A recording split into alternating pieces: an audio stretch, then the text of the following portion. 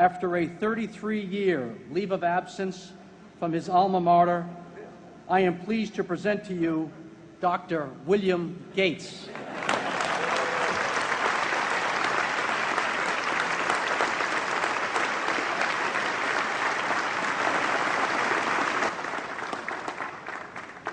Thank you. President Bach, former President Rudenstein, incoming President Faust, members of the Harvard Corporation and the Board of Overseers, members of the faculty, parents, and especially the graduates. I've been waiting more than 30 years to say this. Dad, I always told you I'd come back and get my degree.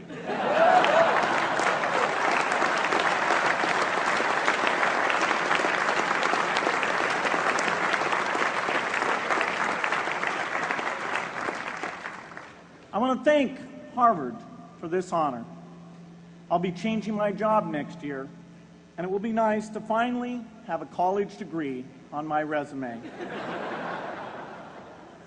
I applaud the graduates for taking a much more direct route to your degrees.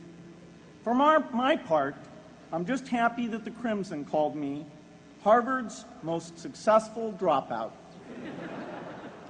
I guess that makes me valedictorian of my own special class. I did the best of everyone who failed.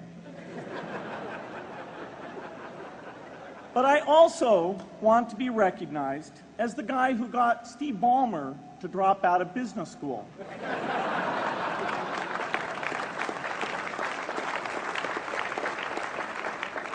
I'm a bad influence.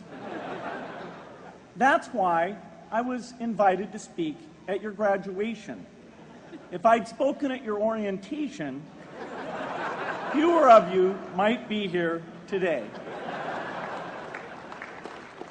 One of my biggest memories of Harvard came in January 1975 when I made a call from Courier House to a company in Albuquerque, New Mexico that had begun making the world's first personal computer.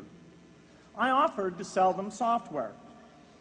I worried they would realize I was just a student in a dorm and hang up on me. Instead, they said, "We're not quite ready. Come see us in a month," which was a good thing because we hadn't written the software yet.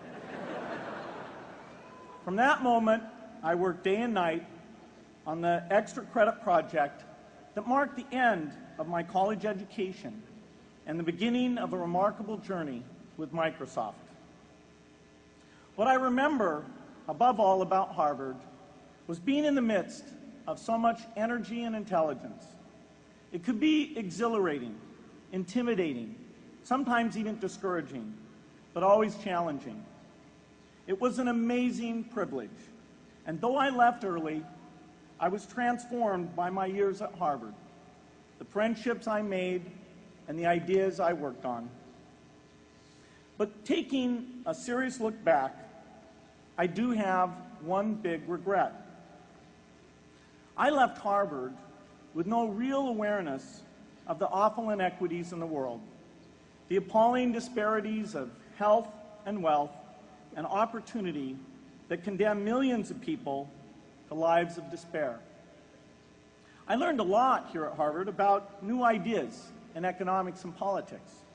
I got great exposure to the advances being made in the sciences. But humanity's greatest advances are not in its discoveries, but in how those discoveries are applied to reduce inequity.